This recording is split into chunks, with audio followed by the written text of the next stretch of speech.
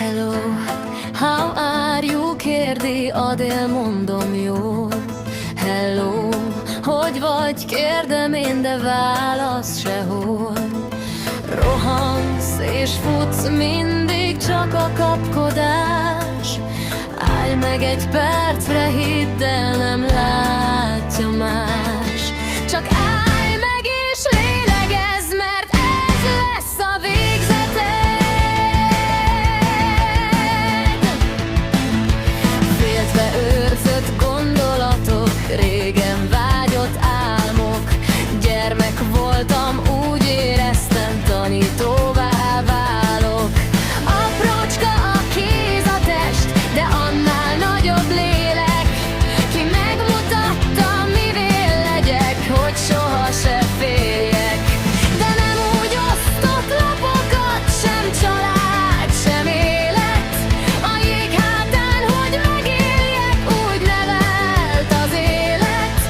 Kiskoromban nagymamámnál a könyveket bújtam. Évről évre, sorról sorra mindig megújultam. Nektek lettem, nem adtam fel, gyermek mosoly fogadott.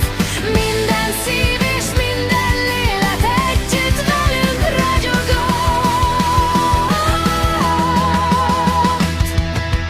Ragyogj te is, kedvesem, és mosolyogj ma többet. Helyetted a mosolyodról senki más nem dönthet. Minden nehéz, nem egyszerű, legyél vidám minta. Hidd el nekem, kezdőként is jobban fog a tinta. Ne légy ármány, pöffeszkedő, neked lesz csak rosszabb. Ettől bizony se elejed, véged sem lesz hosszabb. Tedd csak a jót, vigyen utad, amiért ide jöttél. Te vagy értük, nem ők érted, talán már rájöttél. Kérdésed van, tedd fel bátran, biztos találsz választ. Nincs rossz kérdés, de a csendran talán tovább várhatsz.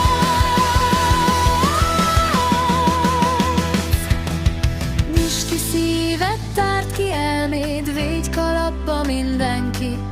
Kicsit, nagyot, közepest, kivel fordulsz itten itt. Szép, jóságos,